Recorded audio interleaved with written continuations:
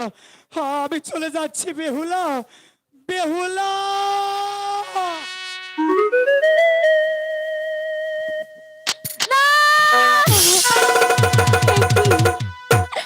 এ কি স্বপ্ন দেখলাম আমি!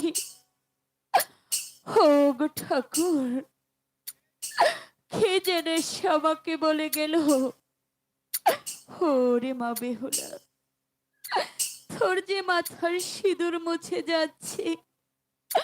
সে কি, আমার স্বামী এখানে এভাবে পড়ে আছে কেন?